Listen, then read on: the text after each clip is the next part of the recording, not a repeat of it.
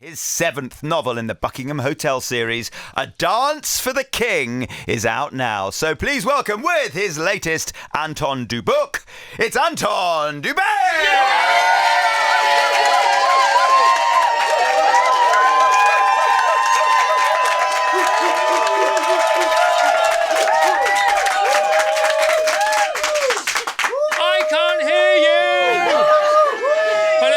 I can't hear anymore.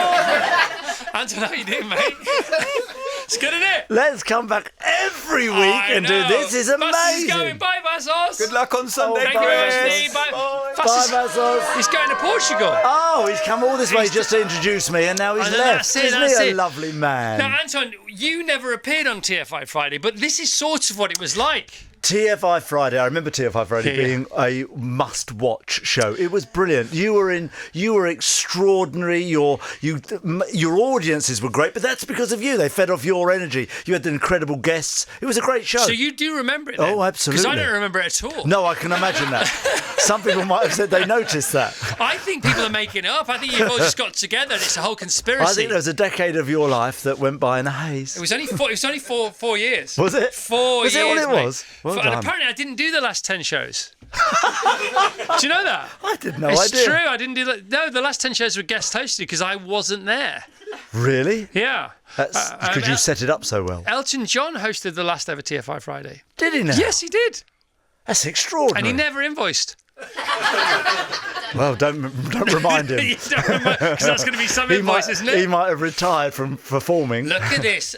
Vassos says, fast becoming a best-selling author. This is your 7th book, mate. In this guys. Continuing saga. Literally, yes. guys. Literally. Because that's the man. He's back, isn't he? Yeah, Raymond de Guise. Raymond de Guise is back. Okay, Sunday Times best-selling author Anton Du Beke, A Dance for the King.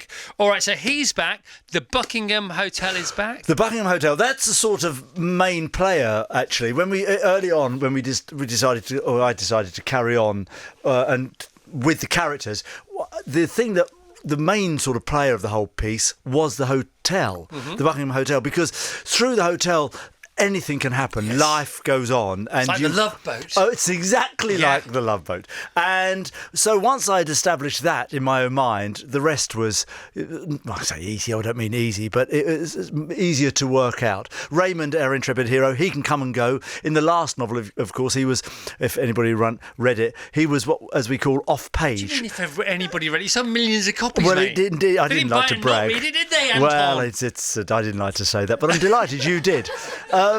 So he was off page, but now he's back in the book. So he's back from Africa, and to uncover some things and shenanigans that are going on in the hotel. You don't give him a moment's peace, do you, really? Because he's straight back in the middle of it all. Well, he's straight back in the middle of it, but it is... Do you know, this has got quite a lot of espionage in it, and I've always wanted to write an espionage-based story in the sort of classic John le Carré sort of style. I love John le Carré. And I thought I was doing that when I began, certainly with the first novel, and it wasn't until I was nominated for a Romantic Novel of the Year award that I realised I wasn't writing espionage novels at all.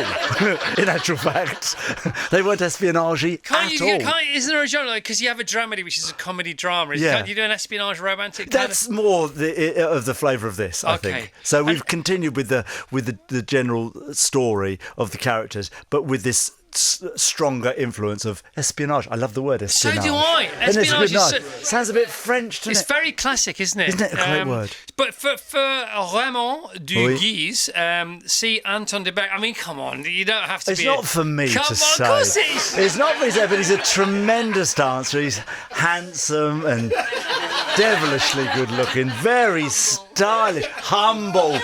By the way, strong. Powerful. How strong you didn't see this at home or wherever you're listening to the radio, guys, but there's lots of people here, and you did witness the lift, didn't you? The lift. So an absolute genuine Anton Du Beke lift.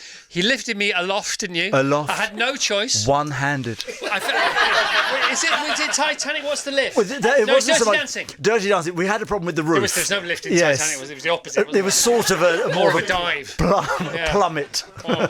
Yeah. So go on. So what? We did a sort of semi-pressage.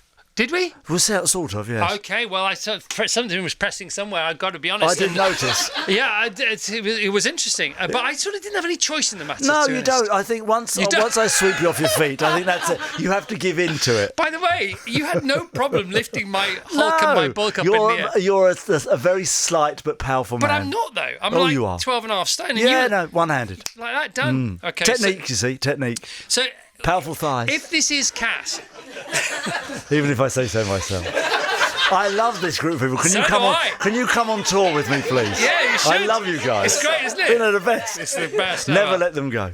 All right. So there's dastardly goings on, and he starts to investigate this time, doesn't he? So He's been asked from upstairs. When I say that, as sort of the government through a. MFI.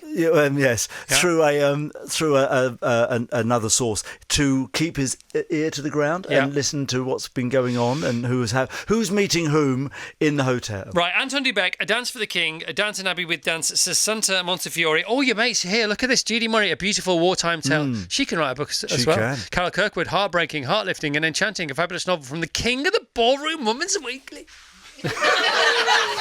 You're the king of the ballroom. I don't. Well, it's true. Hey, I mean, Paul. I don't like to brag. Saga Magazine, He lied. a compelling Downton-esque drama with likeable characters and nasty The thing I'd profiteers. like more than anything else is to have this dramatised, because I think it looks, in my head, this looks wonderful.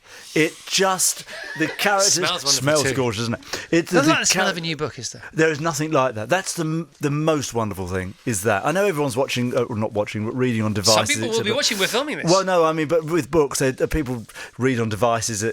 Audiobooks are very popular. I listen to audiobooks all the time. I think people in devices read on devices. I think they do. Yeah. I think they prefer it. They don't have any choice, do they? No. They've got handheld devices. In devices. Yeah. I think it's important. It's nearly the end of the show. Don't It's nearly the say end of the that. weeks. Don't say, we have so much more to give. Yeah, no, we do, and it's Friday. So if this is dramatised, who might play Raymond? Who might play Raymond? Yeah. Well, I'd like to choose them. Right. Can you imagine going through that casting? Yeah. Not you. Not, you're too ugly. Not you. Yeah. You're actually too handsome. Not you. You're about right. Are we the same age-ish? Yes. Because you do look. Doesn't he look great over everybody? You look amazing, my Well, friend. you're beautiful. No, seriously. Thank you. But you'd have to be in it. I would love to be in it. Do you? Who was it? Was it Alfred Hitchcock used to do these Cameos. little cameos, and even Tarantino did a few No, cameos. you'd have to do more than a cameo. I'd love to do a cameo, just walk into the back of the scene. because I mean, we've never talked about you in acting, but obviously, you're from the world of theatre and you put on performances all the time. Yeah. And you work with collaborators and creators, and there's a lot of stagecraft going on, and there's a lot of choreography going on, and you do the one-man shows, Yes. Which you learn things for, and Yes. you are awfully good at. Have you acted? Should we know about things that you've been in or not? Not serious acting, although it depends on your sort of attitude about it. With pantomime, I've done over the last three or 4 years. It's really interesting with pantomime because there is a script and a plot.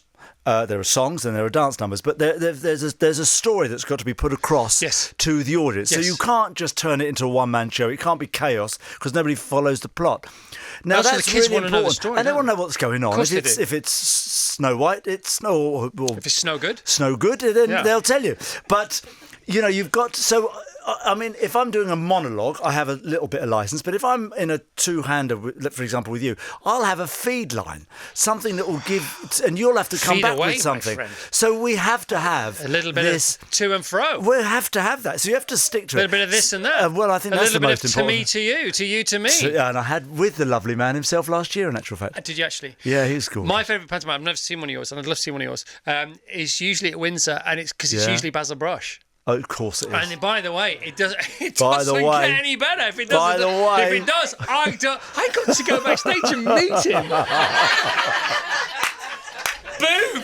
Literally, boom, boom! It was unbelievable. I've got hairs on the back of my neck now. I got plenty. I just need to shave actually. But anyway, that's another story. So you So pantomime. I'd love to study the craft a bit more. Yeah. And maybe do something with it. So, but in Austin Powers, of course, there's Austin Powers, and then There's what's his name? Really handsome guy, Rob Lowe. Rob Lowe plays one of the people in Austin Powers, and then didn't Robert Wagner play Rob Lowe's dad? Yes. And they did look quite similar, didn't Yes. they? And didn't everybody start talking for a while? Oh, is it really his dad? There was all that conversation going on, wasn't there? And his dad was saying, "No, I'm his dad. This is not his dad. I'm his dad." You know, Rob Wagner's his dad is in the film. It's a film thing. It's not real. Do you know Not what I mean? real, no. Could you be the dad? Could you be Raymond's Raymond's father? dad? Yeah, Raymond Senior. What, do you know, I hadn't thought about that. I might have to Think about it. That's why I'm here. That's all I'm here for. I might have to write that in. I might have to, in the next novel, Raymond's Yeah. father makes an appearance. That'd be great, though, Suddenly wouldn't it? takes over the whole novel. In preparation for the premiere. How could that possibly happen? How could that happen? Oh my gosh! Well, it's great, mate. You've done it again. Thank you. Book number 7. Yeah, but I love the characters so much. So it's, although they are standalone, it's the most important thing to understand about the novels. They are standalone. So if you haven't read any of them, which I'd be staggered by, but if you haven't and you want to come to them, you don't have to start at the beginning. You can pick up this one and you won't feel like you've missed anything. Oh. So that's the most important thing about the sort of saga, is that All right. you Is it can out pick now? it up. It's out now. It came out a couple of weeks ago. Perfect. Out for Christmas. Great. All right. Talking of Christmas. Yes. We're at the point. We're approaching the pointy end of you know what. I do indeed. Okay. What's going on? What's the latest? What do you think? What are your vibes? What can you say? What can't you say? I have to tell you this. I thought Halloween last week was a brilliant show. I thought it was amazing. Always is. And I think from this point now, and this is the first time I've ever experienced this, it normally happens after Blackpool. But if you were to suddenly go, okay, listen, there's been a problem. We've only got one show left, and it's got to be the final. So pick your best 4. Yes. You could pick any 4 out of the remaining couples and make that a final, and it would be perfect. They're all genuinely as good And as you each mean other. that? I looked at my marks last week, and I basically gave out 8s. Yeah. Everybody was 8 and then a couple of 10s and one slightly lower score. They're so even, and we've got different people at the top of the leaderboard every week. It's just brilliant to watch from where I'm sitting, and I hope the viewers at home feel the same way. It's fascinating, and it's really, really quite intense, and I'm loving it. We had Rupert Everett on the show. Love. Who doesn't love Rupert Love. Everett? He's good. He's the best. Raymond Rupert, DeGeese. We love you. Exactly. There you are. 100%. And we were talking because he's got this new book out called The American No, which is his collection of short stories that he's written himself, that he's pitched as films. Some have been made into films, some haven't, but he just thought they're great stories. And The American No is what you get in American show business, because they don't say no, because they don't like to be the one who says no. So they just don't say no. And we said this to Hugh. I was sharing this story with Hugh Bonneville yesterday, who was on the show talking about Paddington. And he said, I've had many American no's. He said, apparently I'm still in a show in America. Because I did it, and we were supposed to do some more, and nobody said no, but we didn't do any more. So apparently that's still going on. Lots of. Do you recognise the American no? I have to admit, there's a strange familiarity with the BBC no I've found. They'll never give you. I'm convinced I'm going to do a show that I spoke about 4 years ago, because they haven't said we won't be doing it. Yeah. So I'm thinking I'm still keeping space in the diary I've for it. experienced the BBC no. Maybe they just saved all the other no's up for me. you. Go. Do you know all those sort of those sort of non-existent no's? Should we just give them all to Evans in one big fat no? No. But I remember it now. But look where you Can't are. you tell? Look at you now. You can tell. Look at at me you now in your tower. So we were also talking to Rupert about all his books, his audio books are amazing. His diaries are amazing. He's a great writer. He's a great actor, and I want him to be in all my favourite shows. So I want him to be in Rivals now. I want Rupert Everett. Have you seen Rivals? How you much seen do we love Rivals? Yes. My wife loved that book. Read that book about 40 times. Loves that book. Rivals is crazy. And the series is brilliant. Rivals is so punk, it's not funny, so right? funny. So you got Rivals, you got White Lotus. Seen White Lotus? I want Rupert Everett in all these shows. It would be brilliant in all of it, though, wouldn't it? And I said, we've got to get you in these shows. Him and Richard E. Grant. I want him and Richard E. Grant in a Buddy's Netflix caper. Come on. Do you know what I mean? Yeah. That kind of thing going on. And I was saying to him about his time with Madonna and all these kind of, because he doesn't get better than Rupert Everett. It does not get better than him as a human, because he's so interesting. You know, and if somebody's acting or judging or doing a show like this or writing a column in a newspaper, you know, whether it's Keith Floyd or Jeremy Clarkson or whoever, it's because they're interesting. It doesn't matter whether they're doing a telly show or a radio show or they're busking outside a cinema. It's not really what they're doing. It's who they are. Yeah. I think we like Taylor Swift because we just go, what is she about? Bruce Springsteen, what is he about? You know, Anton Du Beke, Shirley Ballas.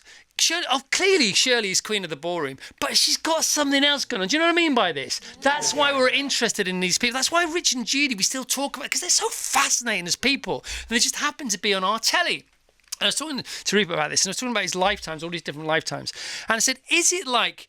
Because, you know, talked about TFI Friday just now.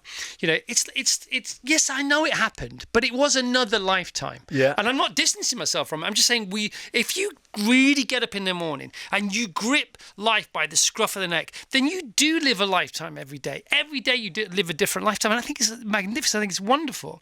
And I was saying, do you feel the same about the 80s, about the 90s as I do about...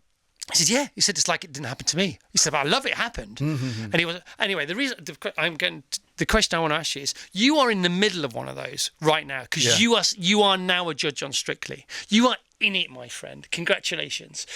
And tomorrow morning, when you wake up on a Saturday and you're going to Strictly, do you get how special it is? I get excited about Saturday mornings now as I did 20 years ago. Yeah. I've never felt any differently about it. And I always said it when I was dancing with my partners. People say, oh, your partners are your partners. I never minded who I got, as long as they were going to try their best. That was all I wanted. And my biggest disappointment, continuing biggest disappointment, was being voted off. Even if it was inevitable that was going to get voted off, it's still... I never had a moment where I went, probably better if we get voted off now. Or I've had enough of this, let's get voted off, or whatever. I never wanted to get voted off. Because I hated not being in the show, because I loved the show so much. So the joy of judging is that I'm in it for the whole run. And I joke about, I'm a judge now, so I'm guaranteed to make the final. I joke about that because it's true. Two, but genuinely, it's true and funny. And funny. And two, I love being in every show, but being a part of every show, because I love it so much. And I feel the same about it now as I did then. And I never want... And I was looking back at some of the old stuff. I had to Google something.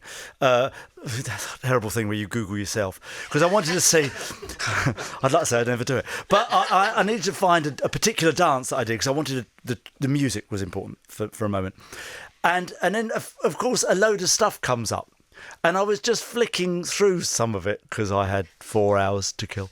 And I went, oh, I'd forgotten about that. Yeah. And I'd forgotten, that was terrific, that. Yeah. And maybe a group number or something. Oh, I'd forgotten about that. And, it was magical. And it's still magical now. And at the time, it was, I think about being with Brucey and stuff. Brilliant. Yeah, Bruce, yeah, of course. The Bruce thing. You forget, don't you? Yeah, you forget. I did Me and My Shadow with Brucey on the show, and I talk about this a lot, because I still sort of can't believe we did that. I mentioned to him on a golf course. I said to him, we were playing golf, and I said, listen, we should do, in a sort of nudge, we should do Me and My Shadow on the show, like Johnny Come Lately here, to Bruce Forsyth. And then he didn't speak to me for about an hour. I thought I'd overstepped the mark, but he was sort of mulling it over. 2 weeks later, he said, we're doing, in the car park at the old BBC, he said, we're doing that number. I said, what number? He said, Me and My Shadow. I said, are we? He said, yeah, we're doing it next week. I said, where? He said, on the show. I said, are you mad? He said, come to the house on Wednesday.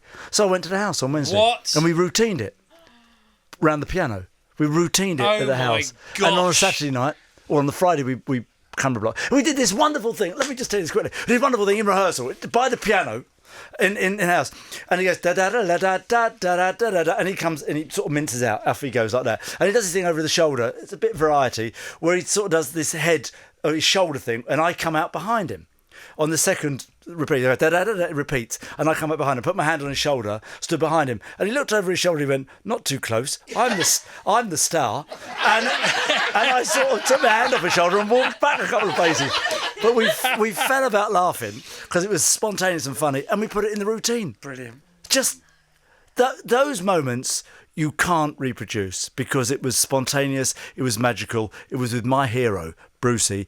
It was an old school song and dance number that hasn't been done for years on the biggest show on television. This, I was going to say young, not that young, but dancer, new from ballroom dancer from Sevenoaks in Kent, suddenly on the biggest show on TV, doing an old-fashioned sort of song and dance number with the greatest entertainer that we've ever produced. What a story, man! I mean, come on. I've known you for ages. I've never heard that story before. It was the highlight of my professional career, really. It was worth getting you in just for that. Well, thank you very much. But the book's good too. But the book's great. That moment's in the book. It's got to be in the next book. Raymond de Guise puts his hand on his shoulder. Anton Du Beke, yes! Anton Du Beke, A Dance for the King. It's out now, strictly back tomorrow. BBC One, you know when, you know where. Virgin Radio.